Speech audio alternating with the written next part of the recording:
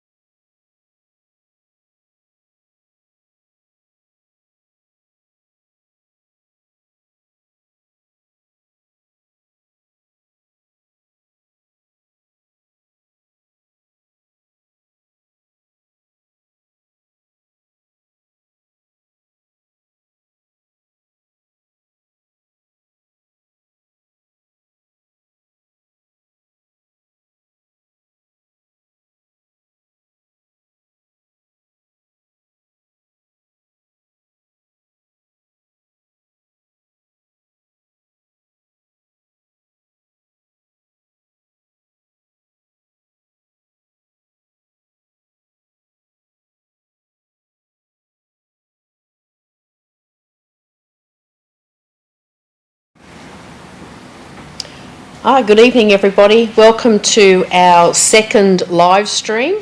I would like to apologise for the fact that we're running a bit late. We've had a lot of technical difficulties here tonight, and also Manuel had a bit of trouble getting here in the traffic. But we're here now, all good to go. Hopefully you can hear us and see us well, and yeah, on with the show. Some club news to start with. We held a successful beginners course last weekend, and everybody enjoyed it. I'd like to thank the members that came along to help on the beginners course. Neil, Pete, Octavia, Ivan, Maris and Mick, Kevin Dolan Brown, and a few others. So it was wonderful that everybody was here, and we had a great day. We've had another hive donated to the club, so if anyone wants to have a look at that, come up to the clubhouse and have a look. It's a beautiful hive. It's another coffin hive, and looking forward to transferring some bees into it and see how it goes. So it's nice.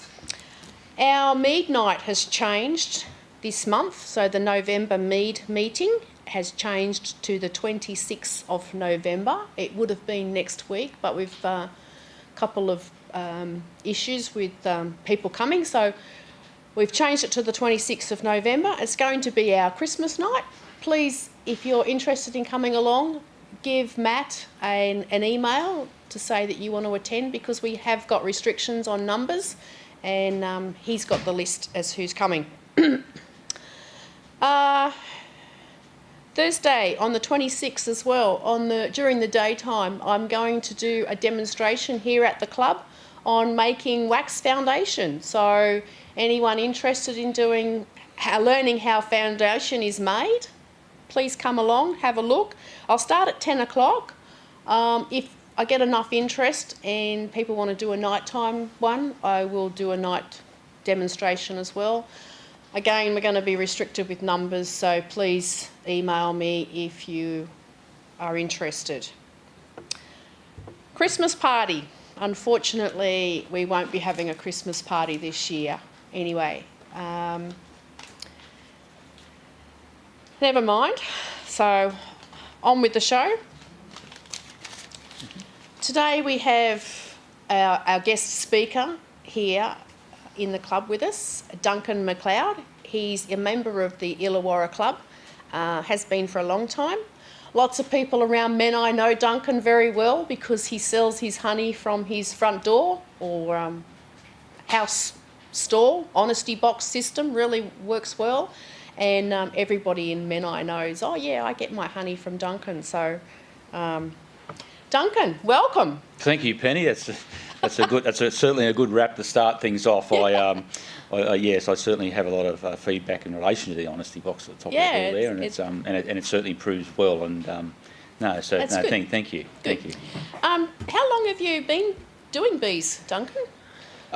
Look, I've been with bees, or had an association with bees for quite a long time. I've just turned 50 this year, which is not the best year to be turning 50, but regardless of that, I recall my first interaction with bees probably around the 1979-80 mark, okay. I'd suggest. So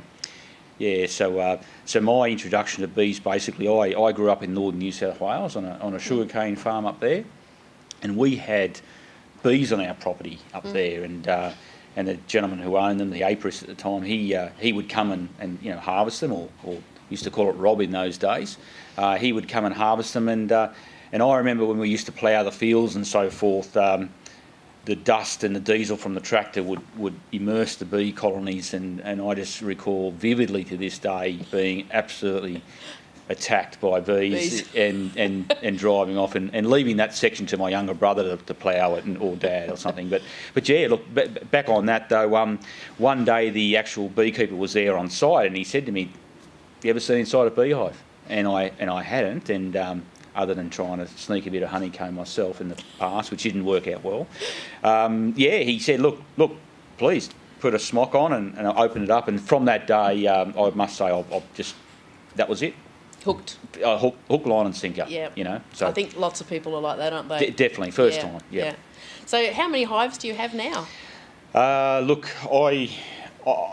I'm tapping on about 250. I actually lost a few in the bushfires this year, and I lost a few with respect to the drought and so forth as well. So, like anyone else, I mean, compared to some other people out there, I didn't fare that bad. But I did lose a few in the fires, particularly around the mid-north coast area, which sort of dampened things a little bit, and it's taking a long time to recover. But yeah, approximately 250 I'm running now. That's pretty good. Yeah. Yep. All right, I'll let you get on with your presentation. Lovely. Okay. Yep. So so no, look, thanks, Penny, and thanks to the Illawarra beekeepers.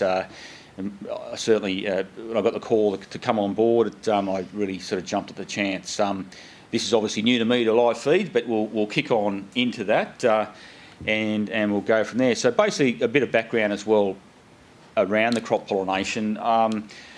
As I indicated there, I first started around 1980, 1981 or thereabouts, and then I had a bit of a history. I left home and ran off and joined the Navy, so to speak, and then from there, once I left the service, I come back out, and I was sort of going through TAFE magazine, and I saw an introduction to beekeeping, so I thought this would be interesting. So I went and did a Saturday morning course, and then I come on to here in the Illawarra Beekeeping Club and got back into it. So it was a bit like riding a bike, Penny. I just went from one hive to 250 pretty damn quick.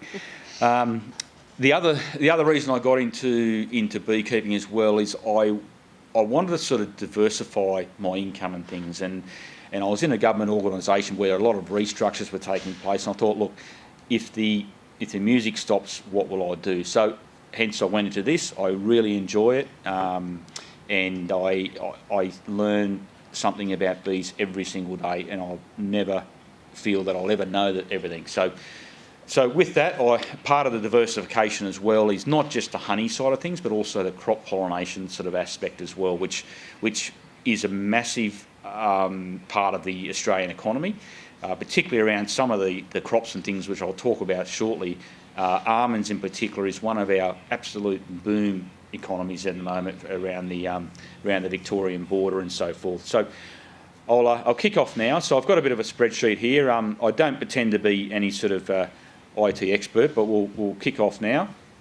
And we ask the question is, why do we use bees as pollinators? So look, there's a number of reasons why we do so, but basically it comes down to fruit set and fruit yield. Okay, so because we have a lot of high density crops and things now, we need to sort of help Mother Nature along. So in respect to what my area of expertise is around the apples, some of the physical restrictions there are netting, and I'll go through some of that shortly. But some of the physical restrictions I have is netting, which prevents bees arriving, which prevents other pollinators arriving. So we do have a lot of natural pollinators, other than the Apis mellifera, of course, the honeybee. But we have birds come in, we have other insects, but it's just not enough for a commercial enterprise to be pollinated. Hence, I come in. So there's wind. There's some anecdotal evidence of some overseas countries using blowers, going through crops using a blower to disseminate the pollen and so forth. But we found the most effective way to go is simply the honeybee. Okay. And as it has here, the European honeybee is the most important insect pollinator of cultivated agricultural and horticultural crops worldwide for a variety of reasons. Okay, so honeybees forage for nectar and pollen exclusively. Okay, so what I generally do is when I'm about to start the pollination process, I generally wait for the flowers to be about 5% in bloom.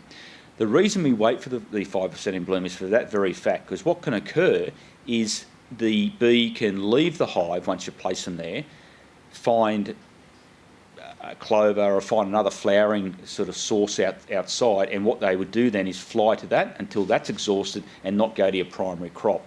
So if you place your hives into the orchard, in this case, when the flowers are roughly around 5%, the bees will find that fairly well straight away, and from that they will then commence their pollination journey.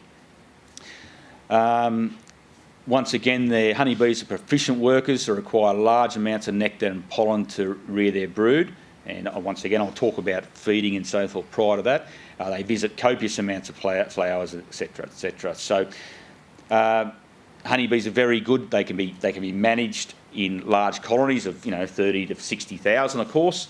And at any given time, there might be 5 to 10 to 20,000 bees out there foraging at any given time. So when you start thinking about the mass introduction of bees into an orchard or an apiary of some description, there's actually physically millions of bees there, and we'll sort of start seeing that a little bit as well shortly. So once, as I indicated there, once the honeybee foraging behaviour has been trained on a specific crop, and that's why I say I'll wait till the flower's about 5% out, and once that happens, there's very little issue then of the bee looking for another source of nectar or pollen, so they would generally go on to the flowers straight away. The body size of the Apis mellifera is ideal in respect to my apples, particularly I pollinate there. That you can see them, they get right into the flower and they're rubbing their bodies all over it, and in doing so, they're transferring the pollen, thus the pollination is taking place. It's got their managed hives of honeybees can be delivered to a crop at almost any time. We'll start foraging almost immediately, and I've got to say I drop hives off and I look for that straight away. And do I see within honestly 5 or 10 minutes? They're out there, they're foraging, they're working. That's what they're instantaneously. After you open up the front door of the hive, away they go. That initial sort of burst of bees leaving, they settle down and they start looking for work straight away. So that's something as well. Okay. And basically honeybee colonies can be sourced throughout the year and can be usually sourced irrespective of when a crop flowers, and distributed in almost any pattern around the crop as well. So once again, I'll talk about that as we progress through this here. So some reliant crops, and there's many agricultural crops in Australia that are very reliant, almonds in particular, and that photo there just on the side there, that's of an almond orchard in bloom, and I got that from the Almond Board of Australia website, and I'll make a few references to them as we move on. But basically, look, almonds certainly, apples and pears, both almonds and apples are 100% relied on pollinators for a fruit set. Avocados are much the same. Blueberries are a massive industry now on the mid-north coast, around the Coffs Harbour area particularly. There is blueberry farms up there where there was once years ago bananas everywhere. Now there's been a transition in crop, and that is a massive industry there. Macadamias, a bit further up to my old neck of the woods there, the macadamias are now, taking over a lot of traditional sugarcane land now. So you see a lot of macadamias up there, and you see a lot of pollination requirement in the near future, in the few years that we'll see as those trees mature. With respect to macadamias, the native Australian bee is one that they're experimenting with there, because they tend to get right down into the flower, and then hence the pollination is a lot more effective. The issue with the natives is they can be a bit temperamental, and they're a bit hard to sort of breed up. But when I say that, I say that in the sense that I'm no expert with the native pollination side of it, but I know that there's a business up in northern New South Wales that sort of definitely specialises in that, and the native bee is certainly something to look at. Vegetables as well, melons, onions, passion fruit, strawberries, all these things are really important to Australia's bottom line with our export and our crop production. So you can certainly see there's a wide range, but as I indicated there, my chief focus is around the apples, which I've just recently finished. Okay, just a bit of a touch base here on the almonds to give you an understanding there of what it means to our economy. And as you can see there, we're exporting it valued around $440 million in exports. So that's a big ticket item they're looking at down there. And as I indicated, they are down on the Victorian border down there, a place called Robinvale. There's I believe there's about 51% of our almond pollination or almond crops are in Victoria, 24% or thereabouts in New South Wales, and a couple of percent over in Western Australia, etc. So with that, the Victorian there has actually got the figures there, and South Australia's got a little bit as well. So that's certainly something there. The almond growing region is expanding each year, and there's absolutely hundreds of thousands of plants and trees being rolled out down to there. In 2017, 2018, we had a requirement to run out 200,000 hives to the almond population. So just try and grasp that for the moment, what 200,000 hives looks like. Yeah. It's a phenomenal amount of bees and a phenomenal amount of trucks, and it's really, really big business, okay? And they're expecting, 250 to 300,000 hives in the next sort of five to 6 years. So can I just interrupt you there? Sure. How many beekeepers would they need to get that many hives? Well, a large commercial beekeeper, to give you an understanding, would run, from 5,000 hive upwards. Yeah. So when we're talking here 200,000 hives, we're talking some really serious players. Yeah. There's a lot of our big beekeepers. Because of the almonds, they come on, they flower. One of the first plants to flower come in the spring. So they're actually, it's very difficult for the beekeeper to trick the bee, if you like, into thinking it's springtime, because they need a good solid population. You just can't turn up to a crop and just say, look, there's my bees, and hope for the best. You've got to do the right thing by the grower as well. So there's very strict regulations around the number of frames you need. A minimum is 8 frame with, I believe it's 8 frames within 6 frames within inside that covered with bees as well. I might just be a little bit incorrect with those stats, but regardless of that, you need a good solid hive. So when you think about that, they say it's just an absolute massive conga line of trucks, if you will, heading down to the Robinvale area and unloading, and it's a big business. Like I said, you engage with there's a third-party agent you go through, so you talk to the agent, and the agent talks to the grower, and then you work out where you want to go. So, but when I look at that, and for me, I work full-time, so for me, the almond just isn't quite my thing at the moment, and there's a number of reasons for that, so I've sort of not gone into that, but I'm also very mindful of when we talk about 200 or 300,000 hives down there, disease is something that has to be front of mind for everyone. Yeah. So when I say disease, I mean, if you all come together and all mingle, I mean, now's a classic time, I suppose, with respect to the COVID-19. We're all about social distancing, and bees don't know how to social distance. And bees certainly don't know how to social distancing, and I must say, as a beekeeper, social distancing is very, very easy to achieve because no one wants to come near you when they see a heap of bees. So that's certainly something that I've found. But yeah, so when we see a lot of these bees down there and all coming together, you need to be really on the ball with disease, and any good beekeeper should do that. And AFB month that just passed, October, I believe it was. Yep. That we all should have checked our bees by now, and we all should be right on top of it because it is out there, guys. AFB is definitely out there. But just while I'm talking about AFB, I think it might be a good segue is don't be scared of AFB. I've had it in my hives. Yes, it's a reportable disease, but it can be managed.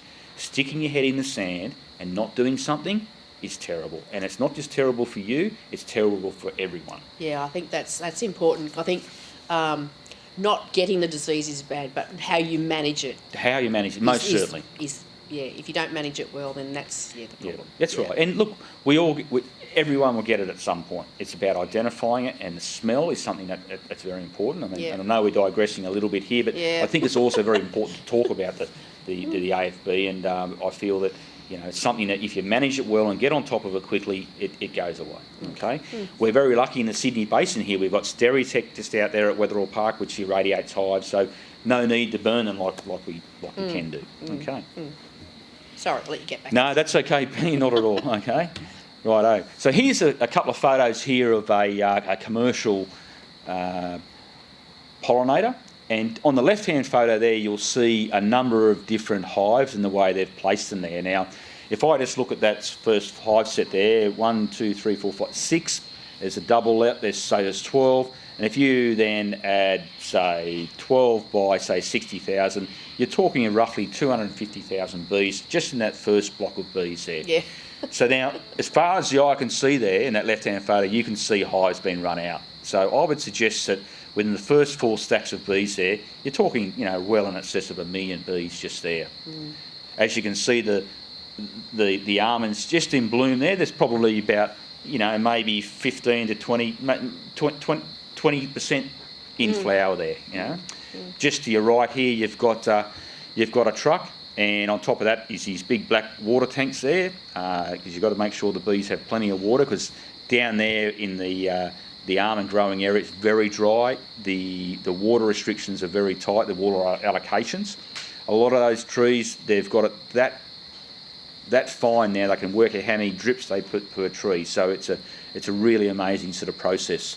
The truck, as you can see there, that's a truck and a dog there, and at the back there, so they've got some serious hives there, and you've got your little unloader there at the back that comes through, which makes life a lot easier. Personally, I'm not that far advanced. That's a big operation there, as you see, and that is a commercial scale of proportion. Okay.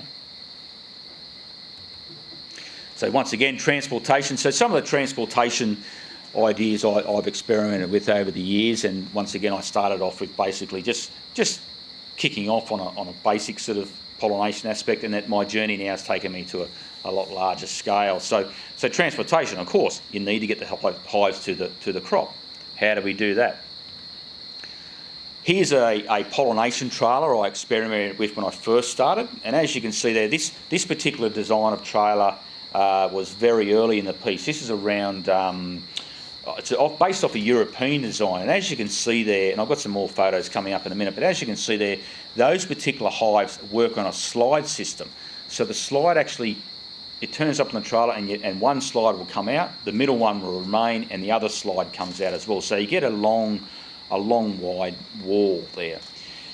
In that sense there, there's everything's got its pros and everything's got its cons as well. So that there was great for me for going out and landing on some lucerne, for instance, and getting good crop of honey off that and packing up and leaving, but not so much for an apple-based pollination aspect. And the reason being is you need to manoeuvre a trailer through nets and tight corners and so forth. That's not actually the best option for the apple pollination side of things. Okay. Here's another angle here, and you can see that the hives are extended. And this particular shot here, I was once again experimenting. You can see a few problems here straight away. Drift. So drift, for those who sort of don't quite understand it or are new to beekeeping, as the bee flies in, they will fly in, and when they're full of nectar, they generally can be accepted by any hive. So those hives on the end of that would generally accept bees coming in, and as a result of that, those hives on the very end or peripherals are generally the ones with a higher population. The ones in the middle, the poor things, they generally lose their field bees because they come through. So I moved away from that. The other thing too is all those hives are exactly the same.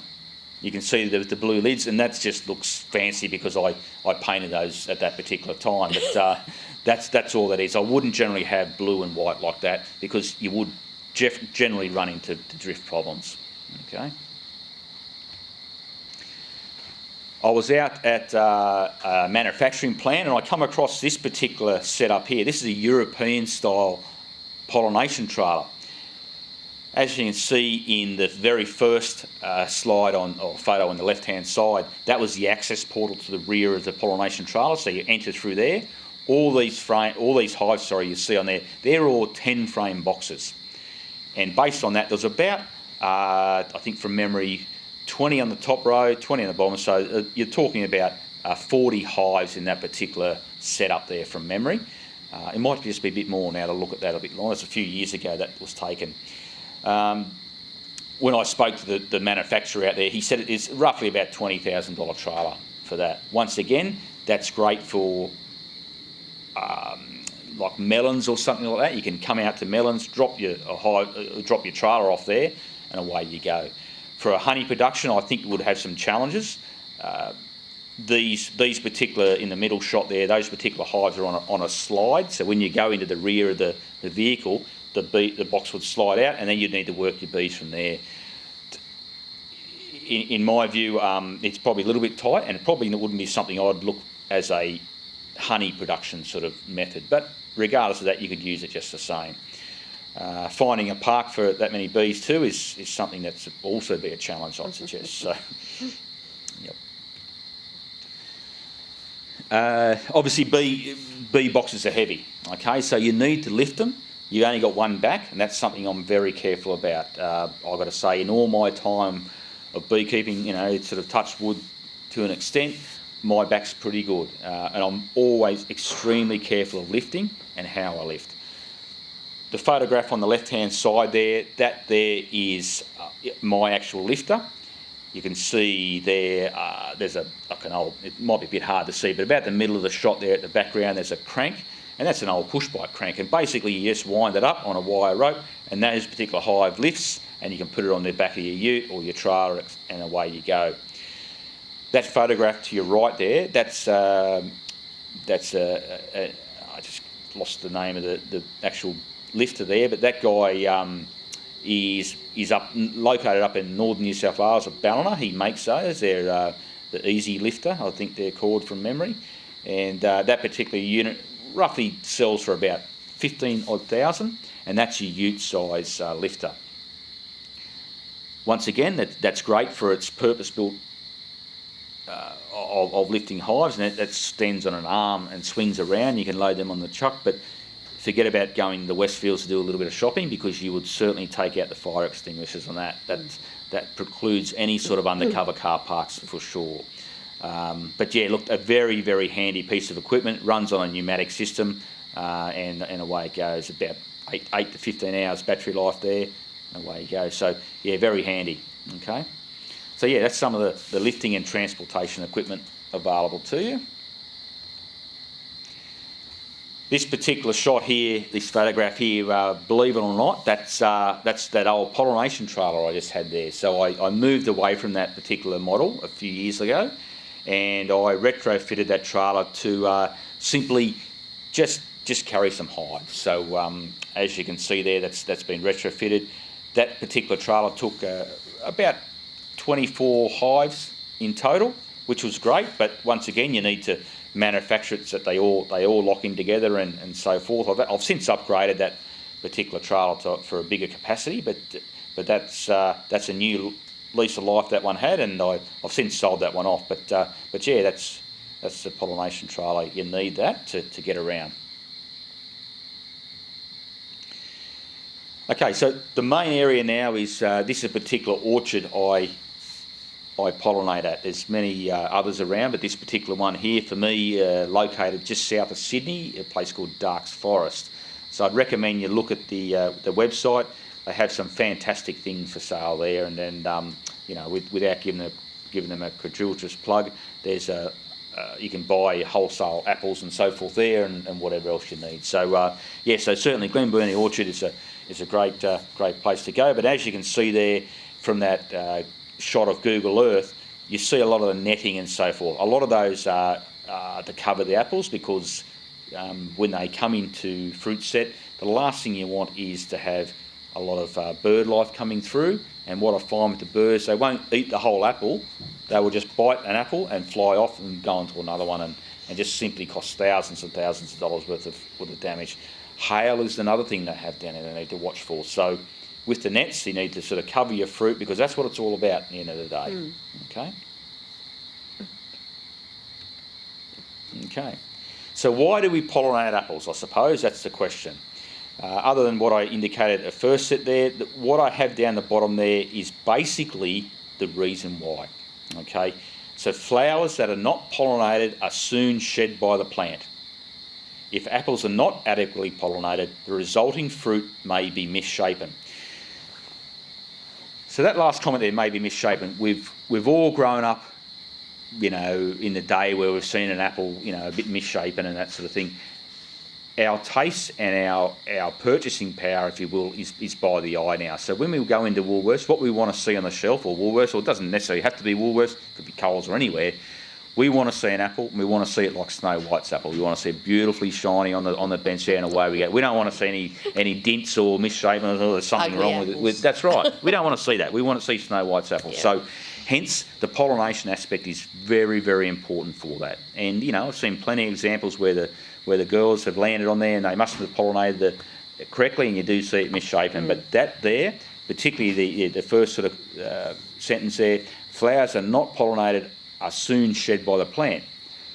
So what are they in it for? They're in it for to make it a commercial enterprise. They're in it to make money, of course, and and keep the wheels turning. So to have the bees come in, pollinate early, particularly when they hit the king bloom, they call it, which I think is referenced there. So each group of flowers has a main flower called the king bloom, which is the first one that comes out.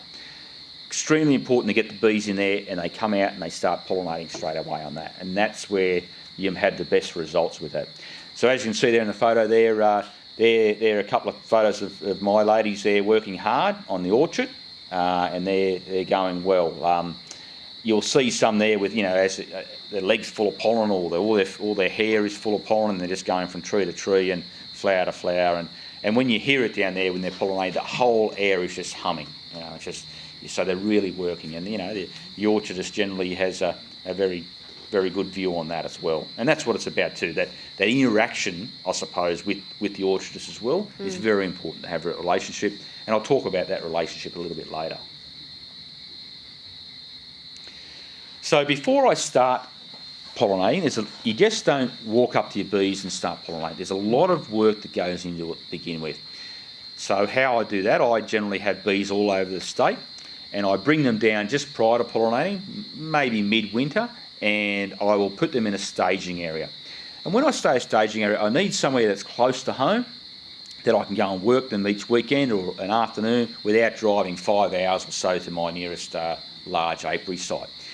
So I have a staging area. I'm lucky enough to, once again, have a great relationship with the owner down there, and he has a property not far away, and you may not be able to see it, but that particular insert of that slide there, that says 1.5 kilometres, that yellow line, and that's from my staging area to the farm, so to speak, or the orchard. I find that distance there any closer than that, and they would start to have problems by way of the bees returning back to where you originally had them. And for those who know that, you have I think it's a 5 centimetre or 5 kilometre rule, where you can either move your hive 5 centimetres or 5 kilometres, and you need to be very careful with that. So the staging area, I have a piece of bush down there. I line the bees up into that, and I get down there, and what I do is I start a rigorous feeding program, if you will, and based on that, so I start a rigorous feeding program, and I start getting them ready. Okay, so we'll move on. So here's some pre-work feeding. So as you can see there, I go with a fairly heavy concentration of sugar syrup first, if required, and I also mix that with a mix or pollen substitute called Ultra B.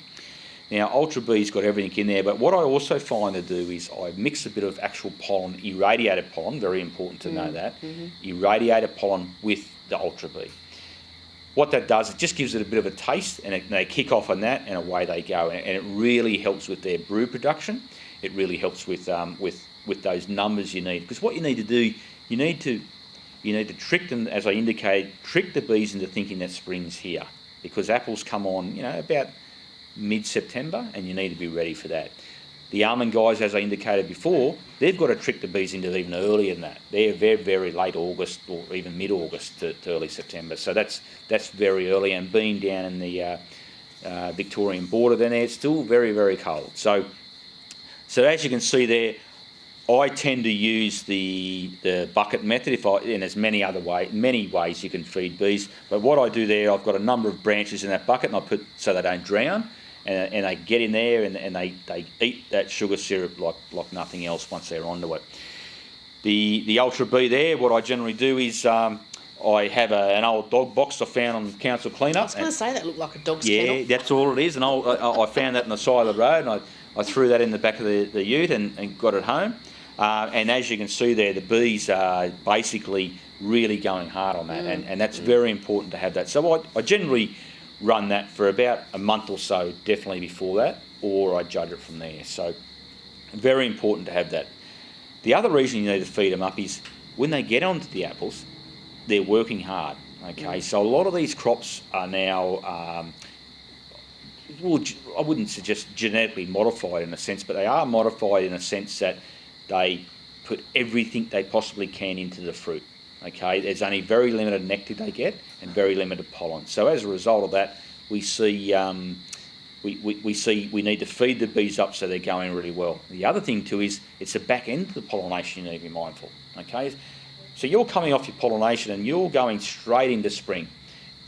So what's your next port of call? You want to make a few dollars, is you want to get into honey then. Okay, so if your bees are recovering for the next month, you've lost a whole month of flow. So it's very important. Your beekeeping season basically doesn't stop. It's through winter. You might have a few months downtime, but basically you're going hard if you're going into the pollination side of things. Pollen paddies is another thing I'm very big on. As you can see there, that's a before and after shot. So basically, once again, it's just simply Ultra Bee mixed up with a bit of pollen, irradiated pollen again, some sugar syrup, and what I also do is I just mix a bit of oil in there, and that just sort of keeps it from drying out. So I have some great fun mixing up some pollen paddies. My daughter, who's a baker on the side, has banned me from using any of her equipment because it just tends to get broken a bit. So anyway, that moving aside, as you can see there, I had that wrapped up in some greaseproof paper, and then I'll put that on top of the bees there, and as you can see, probably a week or so later, they've just chowed down on that, so to speak, and they've eaten that. So it's gone, yeah. And when you look in there, you just see the brood set of those particular bees is absolutely fantastic. And that's what it's all about. And I take a lot of pride in having good, healthy bees. And like I said there, we all come across AFB at time to time. We all come across the disease. It's not about catching it. It's about what you do about dealing with it. And that's where we're up to with that. So that's an example there. Now, after you've gone through the feeding process, when do we move the bees? We don't just pick them up and throw them in there any time. You need to be put them in there. So when we do, several factors will dictate that. Number one, without a doubt, close communication with the orchardist. Why I say close communication is because you need that. They aren't beekeepers. They're orchardists. They have a very good understanding about beekeeping, don't get me wrong. But they're orchardists. Their aim is, how do I fix this fruit up? How do I stop it from being damaged? How do I stop other insects that aren't helpful from attacking it? And that's where we'll talk about sprays soon, but that's where you've got to have that very close communication. Prevailing weather conditions. Bees don't like to fly in the rain. Okay, bees don't like to fly when it's sub 15 degrees or thereabouts. They won't generally cluster around that time. So we need to look at that. We need to look at developing flowers set in bloom. So you need to be ready. And when I say ready, he might give you a call and say, look, okay, I'm ready to go. I feel the flowers have got. Okay, so you've got to be ready to go as well. So I think, okay, yep, let's get in there. I mean, we're talking a day or so around, but you wouldn't go for a trip out to, central New South Wales if you knew this was happening. So basically, you need to be ready, and you need to have everything done by then. So you've got to have your bees A1. You've got to look at your communication with the orchardist. You've got to think, is it raining? And it's developing flowers and bloom is certainly. So once you've ticked all those boxes off, you're ready to go. Okay. So when apple pollination occurs, and as you see this particular slide here, we've got a number of different varieties here, and you can generally see their flowering period. So Crips red at the top there, right through to the Fuji types down the bottom. I, generally speaking, as I've indicated, I put the bees on around about the third week of September, and they're on there for a good month hard, or 20 odd days, okay? Maybe a bit more, depending on whether there's been rain or depending on a number of different factors, but generally around a month period. And off during the third week of October. And after that, you're out of there. Adios, see you next year, and away you go. But as you can see there, by way of getting on there in the third week of September, you cover all that particular types of apples, right up to your Fujis and maybe a little bit of Golden Delicious at the end there you might miss. But once again, you talk to the orchardist and you sort it out if you need to get there, or you can put them on progressively. So they might say, can you run out 10 tonight, run out 20 the next week, and then come off it progressively as well. So you might have 50 to 100 hives now at any given time, and then you just pull them off or pull them on, and away we go. So yeah, so that's basically the bloom time of the pollination. Once again, how do we get them there?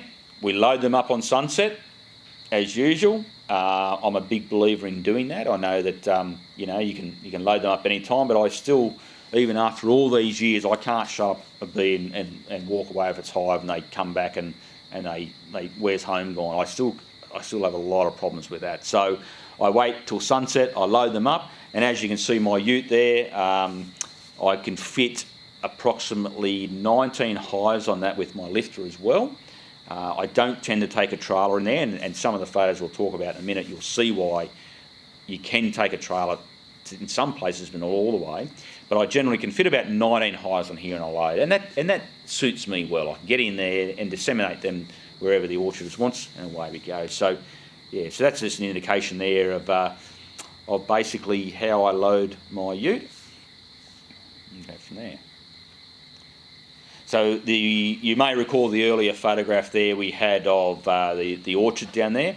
There's basically a rough rundown of hive placement. So all those particular nets, and once again, it's a very rough placement. This isn't how I've had that, but that's basically how I'll run the hives out. Now, when we looked at the previous slide there, we saw the almonds, and we saw them on pallets being generally put out. Yes, you could do that something similar to the apples, but what we've found over the years is by placing them inside the rows, we have a better fruit set throughout the year. What we found by doing them in lumps, so to speak, we would get a good set of pollination in the opening rows, and then it would drop off. So it would come in really good pollination and drop off in the middle and come out. That's not what the desired outcome we wanted. So basically, I engaged with the owner and I said, look, I'll run them out here, or he'll tell me a particular variety's coming out, and I'm starting to learn my way around apple plantations as well. And I will then put them in or run them up the hives and so forth. And based on that, we find that it's been very successful, tried and tested method, I suppose. So that's basically how we run them out. So I generally run about 4 to a hectare, I suppose, and that's based on an 8-frame box. I run 10-frame boxes, so there's generally a few more bees in there than an 8-frame, of course. So based on that, I make sure he gets super coverage of that, and say 4 to a hectare, so to speak. That's some good pollination.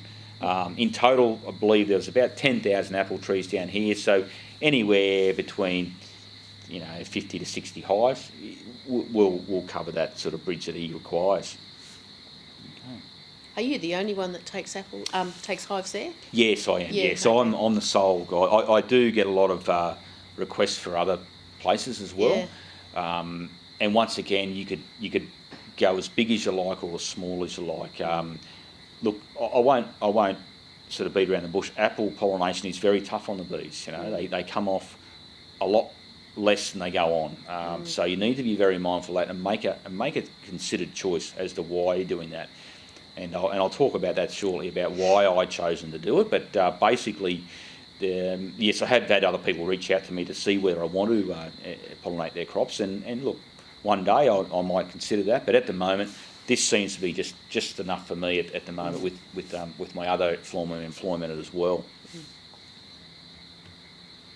Okay. So as you can see here, I've got another photograph here of me being inside the actual orchard there, and it's my trusty little companion with me. That's called Duke in the bottom left-hand corner there. He goes everywhere with me. Fortunately, he can't be here tonight, but regardless of that, you can see me there. I'm travelling up a row of apples, and you can see it's quite wide, and the ute gets through. With a funny story this year.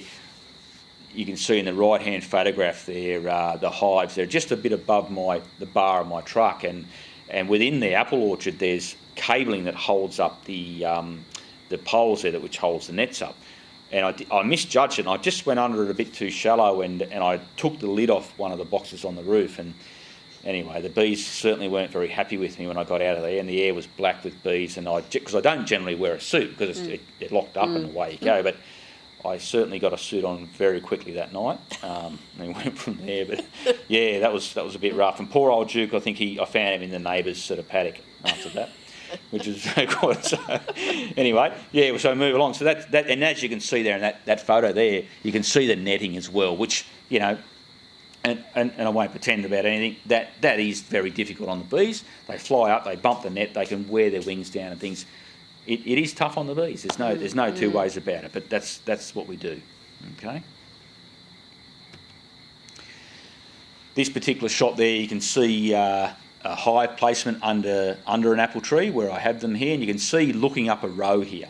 See, that's once again those particular flowers are in maybe 15 to 20% bloom. So I definitely would be on there at that time, and the bees be working there very well. So that's the start of the king bloom there, as you can see. Yeah. So once again, when you count them up there, there's probably, you know, that's one paddock there, and there may be, you know, a couple of thousand apple trees in amongst that. So I may, you know, run out 4 or 5 hives on that particular block, and that seems to be enough for that area. So why do we do it? What's the risk? Of course there's risk. As I indicated, of course there's reward, and of course there is risk. So risk, you need to go in there with an open mind. You need to go in there and say, well, okay, what am I doing it for? You're not doing it for fun. You're not doing it because you like the guy.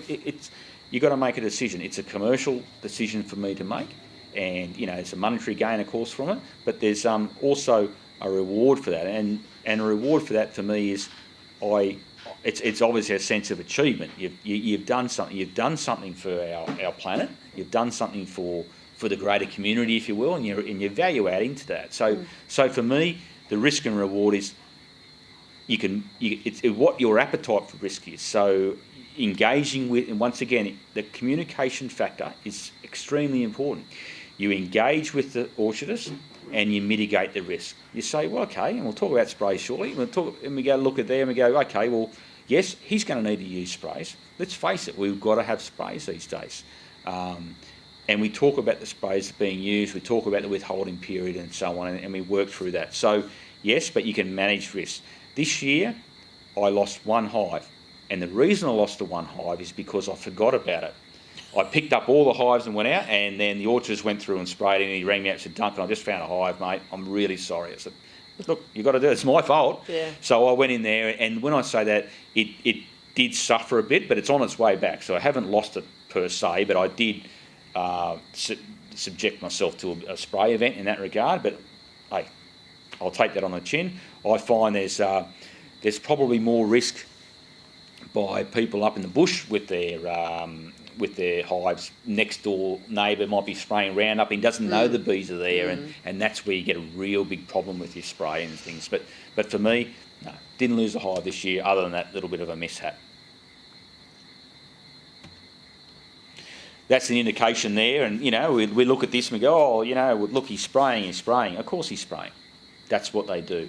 So that is in Glenburnie Orchard, by the way. That's just one I've got from the I believe it was the Crop Pollination website.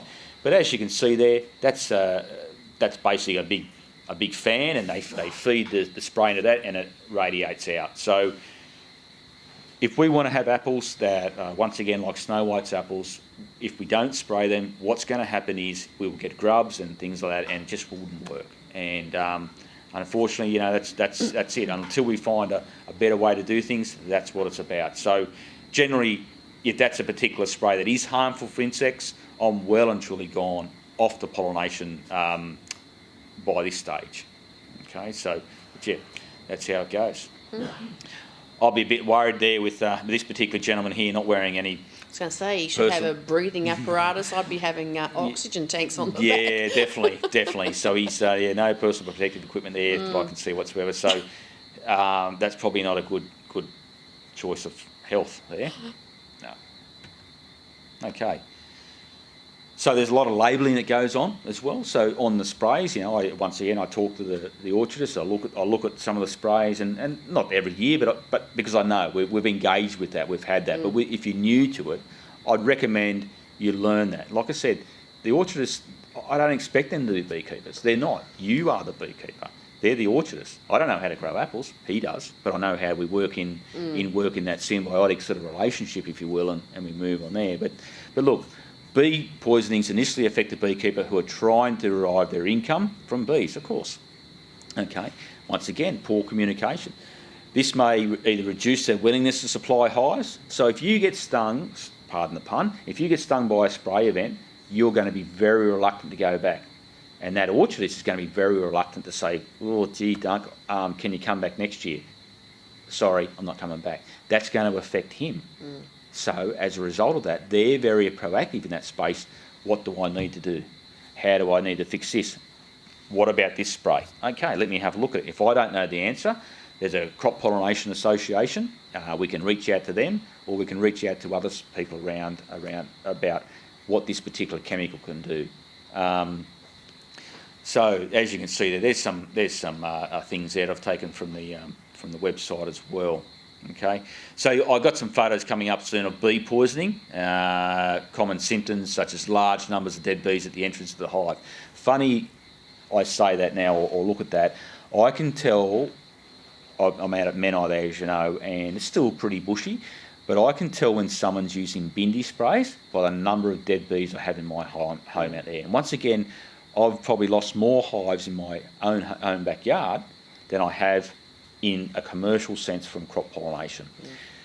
I've come home, oh, look at all these bees, you know. So they've gone out and they've been foraging on some clover, and someone's out there with the bindi spray or whatever, and they're throwing it around, and they just don't understand how heavy it is. If you go out there in your front yard at night, you can smell it on the air sometimes, you know. And think, well, if I can smell it, the girls are definitely going to be smelling it.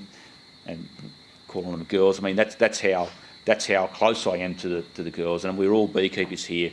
For me, they are my livelihood, and I treat them with the utmost respect. And you'll find that with a lot of primary producers out there with their cattle and so forth.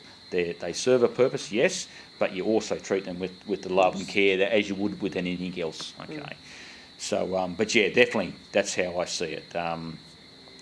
Yeah.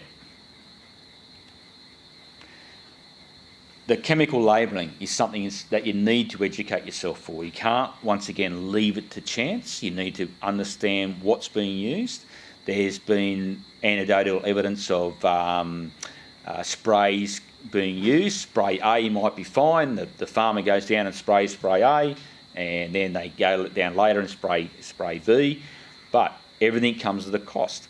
So the farmer says, look, if I mix spray A and spray B together, I only have to transit that farm once. However, what happens then, by mixing spray A and spray B, you create spray C. And spray C then is very deadly in a lot of instances to the bees. That's something you've got to be mindful of as well. And I understand the cost. Diesel's expensive, labour's expensive, I get all that. But once again, you've got to be very careful that shortcuts aren't being taken. I mean, this is your livelihood as well. So, okay. So in Australia, pest control chemicals come with instructions that describe whether they can be safely applied to flowers. Some of these instructions, which may appear in pesticide labels, are listed below. And I'll show you a photo in a second. Don't apply to flowers that are or likely to be visited by bees. Don't apply to flowers that are or likely to be visited by bees, except in the evening. Spray must be dry before it makes contact with the bee. Do not spray on flowers that are being visited by bees. Can be applied by bees or foraging. Dangerous to bees. Avoid contact. There's a lot you need to know. That's just a couple of lines there, but you need to be across that. So that's something you have to be careful of. Once again, the risk versus reward, you need to make that call, okay? But once again, like I said there, I didn't lose any bees this year other than that one error I had. So it can be done with managing your risk, okay? So this next slide here was one that got a lot of energy when I went to the last Crop Pollination Association conference. And when I look at this here, protection of pollinators, I see this labelling here of that bee. To me, that looks okay. That bee's fine. Generally, I've been trained over the years to see if a big red X through something, that means it's no good. So there was a lot of conversation around that particular labelling there, because not everyone will read something, but they work on visual sort of cues, and that's it, it says. So when you look at that there, application restrictions exist for this product because of the risk to bees and other insect pollinators. Follow application restrictions found in the directions for the use to protect pollinators. Look for the bee hazard icon. So once again, that represents a bee hazard icon. To me, it's probably doesn't serve the purpose. And so just be mindful of that. Really read up on that. That's very important. But once again, if you have that relationship, you're generally A-OK in that space. That is what a poison event looks like. So as you can see there in that left-hand slide there is thousands and thousands of dead bees. The right-hand slide, you'll see a number of bees there on the ground. That's your indication. So what will happen is the bees will go out. They'll be subjected to the spray event. They'll come back inside. They'll die inside the hive, and the other bees that are there will take them out and dump them out the front. Or the poor things will just die in the field. And some believe that may be the case, that it's a causation of the colony collapse disorder that we're seeing within, particularly in the United States. And I don't have any evidence to suggest that, but that's some sort of suggestion to say that that's what it is as well. So that's something that we need to be mindful of. That particular beekeeper, no doubt, he would have been very unhappy at coming back and seeing that. Vandalism as well. That's something, not so much a crop pollination scenario, but vandalism as well is something that, or criminal behaviour, where they walk out there and they'll actually spray the front of the entrance with spray and just be environmental vandals, if you will, and that's something there. We're very lucky in Australia. We've got stock and station police, would you believe? Not just your general police around the place, but they're ones that look for people stealing cattle and stuff, and they're very proactive in this space. And I'm very encouraged by the New South Wales Police and how they are proactive around that. They don't just look at that and go, oh, you're just a such and such. They're very good on that, and that's good. So that's what a spray event looks like, and hopefully we don't ever see that, or don't see that too often. It's pretty tough to see. Okay. So should your bees, and this I suppose you can apply this to your own home bees as well, is what to do if you do come across something. So how do we fix it? Number one, you move your hives to a safe area. So you remove them from the exposure that they're going to have, and that may be, your backyard. Of course, might be very difficult, but you look to educate your neighbours if you possibly can. That may not be always possible. You look to move your bees to your mate's house or your friend's house where it's nice and safe. Okay. Remove the excess supers so that colonies can stay warm. So what can happen, you will lose a lot of your volume or your population, and they won't be able to stay warm. So you wouldn't have a 3-stack level of boxes. You'd keep it down to your super so they can nest up and stay warm and so forth. Consider removing the pollen and honey which may be contaminated. That's something that's very important as well, and that's something I do look at when I do pollinate. The reason I look at that is when they forage within the orchard, they collect their nectar, they come back and they'll pack it away, and then what I'll do is I'll move the bees away onto what they call a flow or something after that, and then they'll pack new pollen on top of that. It's not until, if there is spray in there, it's not until they start consuming that pollen that they come across the infected pollen, or if you will, the spray related pollen, and then that can be the issue there. So you've got to be very mindful of that sometimes 3 months after your pollination contract you can run into problems.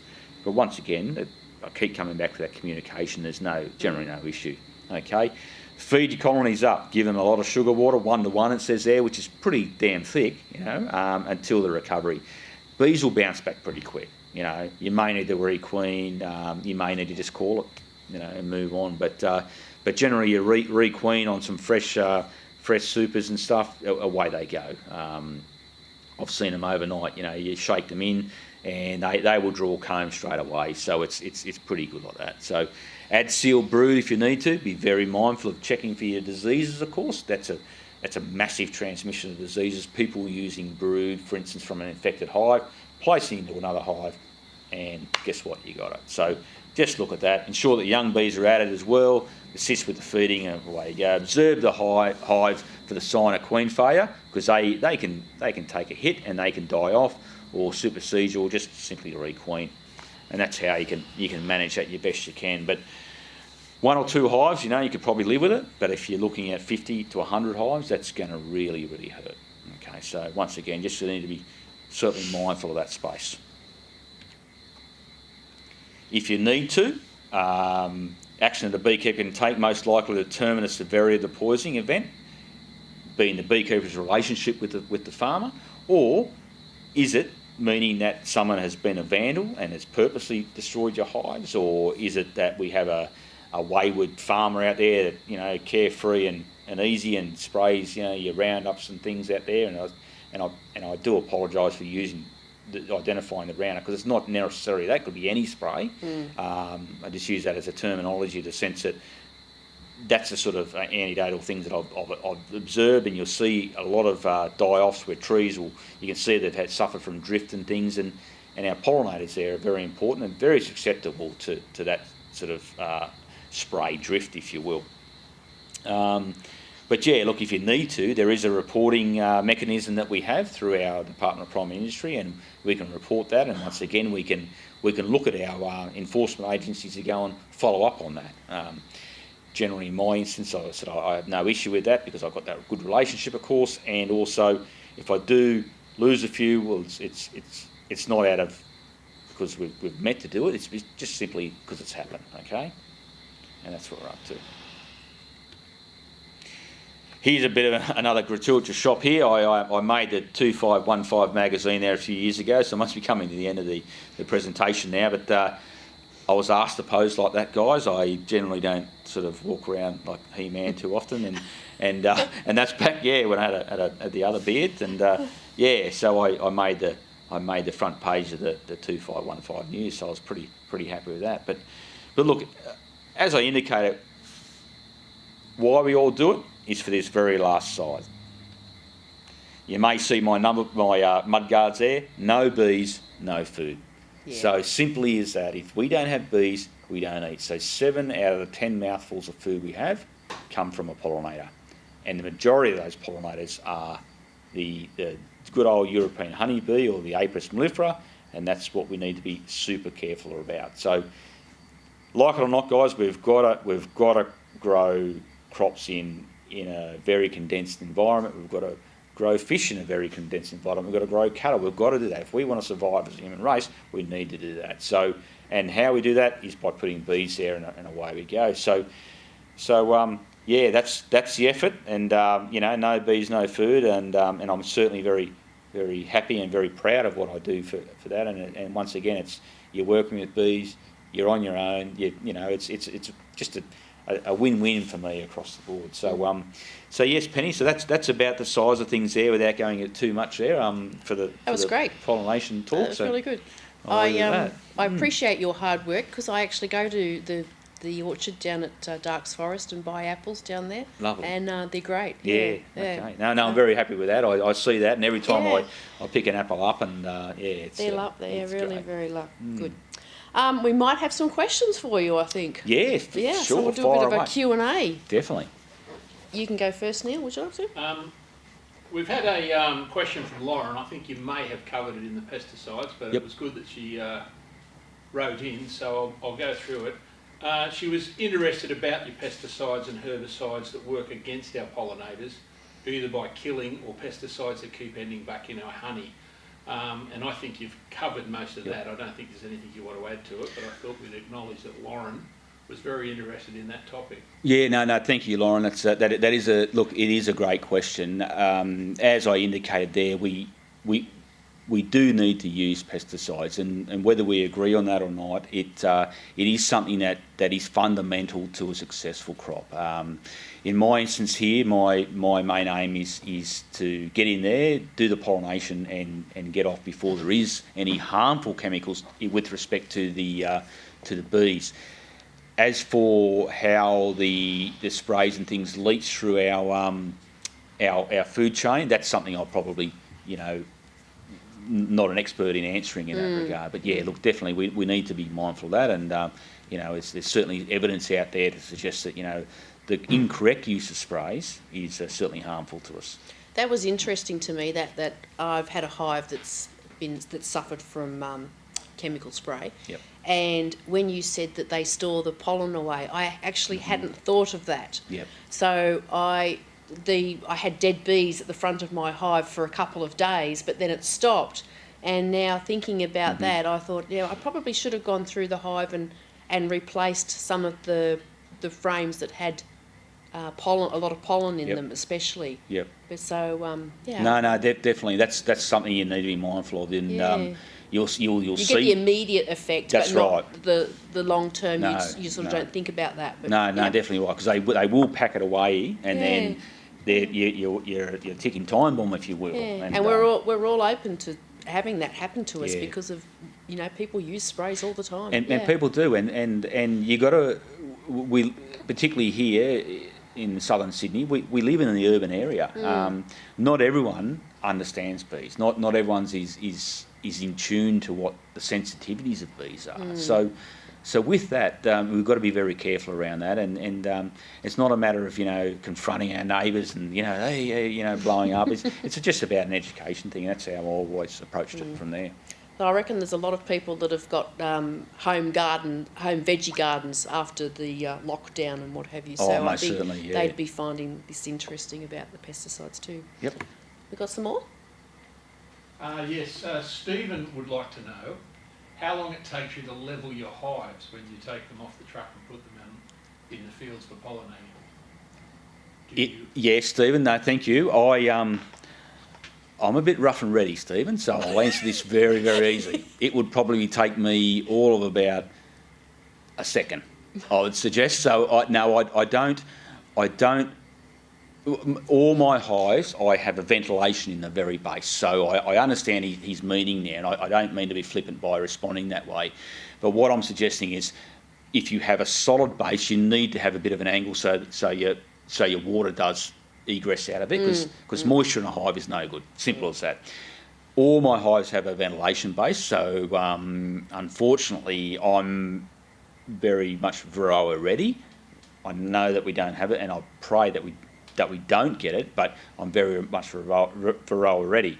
So a lot of my hives have, all of them have ventilation. So for me, if they're on a bit of an angle, it doesn't matter. If for some reason the moisture gets in there, it'll drop straight out. The beetle will be pushed out as well. So for me, I don't level up a great deal. No. We were talking about this before, and Duncan doesn't have oil traps or anything like that in the bottom of his hive, so he doesn't have to level them, because if you have an oil trap, if it's not level, the oil's going to leak out. Yeah, so, actually, good point. Yeah, I didn't consider the oil trap. So that's what a lot of our members would probably be thinking. And I appreciate that, and my apologies. So the oil, you're right. For me, with the scale of operations, to change 250 plus oil traps, it wouldn't be feasible for me. So for me, I still run a few apithor traps and so forth in there for the beetle. I might use the chucks in there.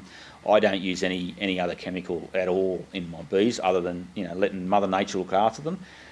Once again, you need to ensure you've got a good, strong colony, a good, strong queen. That's your secret. You get the queen right, everything else will sort it out.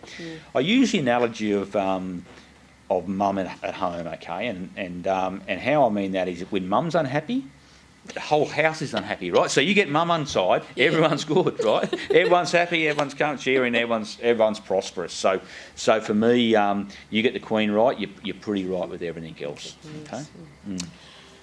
I've got a couple of questions that have been sent in on emails. Can you harvest pollen and just eat it? And what quality, what quantities would you eat if you were? I eat pollen a lot now. If I see it out there, it's acquired taste. I'll admit that. It does take a little while to become accustomed to the pollen, and I don't recommend this to everyone, particularly if you have allergies and so forth. But for me, I'll see pollen in a frame, and if I've got a spoon or something, just straight into it. Love it. I love it, and I feel better for it. I like to feel better for it. Whenever I hear these advertisements on the radio for pollen and so forth, I think, well, that's great, but is it irradiated? Is it all the rest of it? And has it actually if it is irradiated, has it killed off all the good stuff? Good stuff, I suppose. But if I'm getting it straight from the hive and into it, and what did I try some the other day? I tried some Patterson Curse the other day. It was quite all right. You know, it's a very dark pollen, but yeah, it was nice. So There's a lot of that around at the moment. There certainly is. Yeah, I actually went out to way out west a few weeks ago, and it's from Mudgee to Broken Hill. It's the country is the best I've seen it in my life out there at the moment. It's unbelievable. Yeah. We've done several trips this last couple of months to south and west, and it's everywhere. It's beautiful, fantastic. And the yellow, the canola and so forth. Yeah, That's magnificent out there at the moment. It's I really hope they go well. They've had a really tough couple of years, the farmers, and it's just really good to see how a country can change so quickly. Do you need to feed your bees whilst they're on the pollination? I do feed them before. Yep. And if I need to, if I don't get a chance to get onto a flow, if you will, afterwards, I'll give them a bit of feed afterwards, just to bounce them back a bit, okay?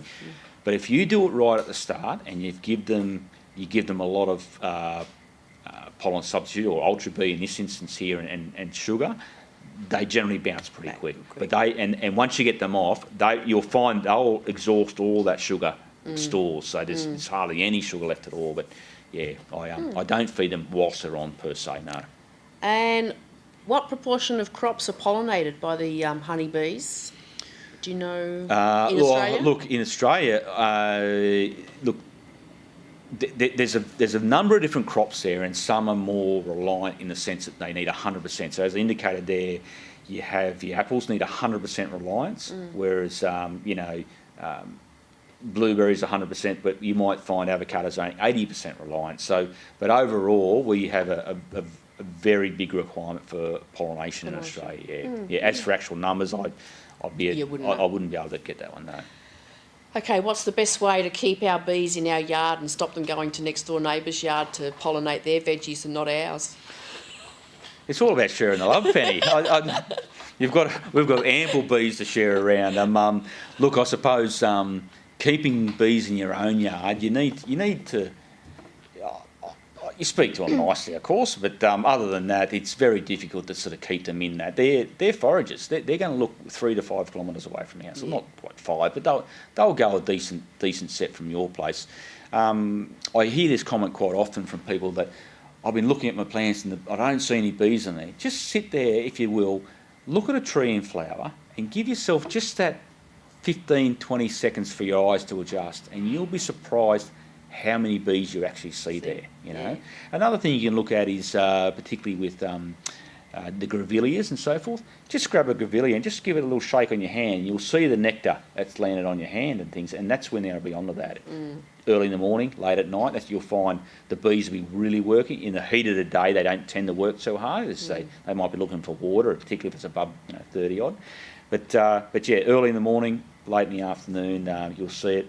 Your neighbours, all good if they've got some veggies over there and things, but trust me, there's plenty of bees for you in your own yard. So are they going to bypass my yard if they can see a beautiful jacaranda tree in the distance, that they'll go, oh, that jacaranda tree looks better because there's more flowers on it? They are very efficient feeders, bees, right? Yeah. So we've all heard of the waggle dance and so forth, so bees will fly off and they will identify that, and purple particularly seems to be very attractive to bees. You've got your lavenders and your Patterson curses we indicated there. Yeah.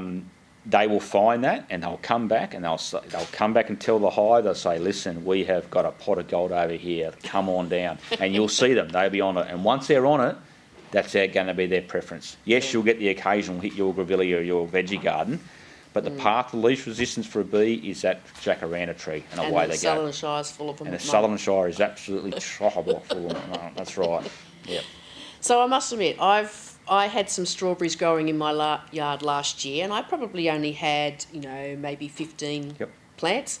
This year I've more than doubled my number of strawberry plants, and I reckon I've tripled my production because there's more of the one type of plant in the garden.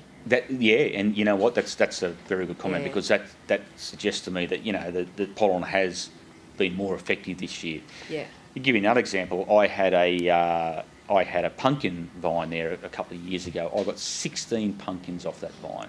I've never seen it anything like that at all. And that's because the bees, they were just humming all over it, Yeah, and not using the sprays. I mean, I can do that at home, of course, but in a commercial sense, it's a different story. But at home, I could do that.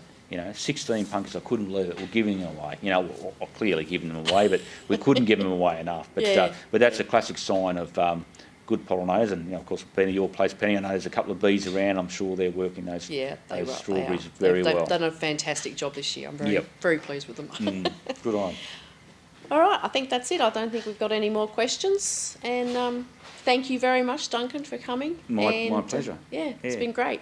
Once again, thank you, Emmanuel. Thank you. You've done a wonderful job tonight. And Neil, thank you for being here and supporting us. I'm hiding. He is hiding. Good night, everyone. Thank you.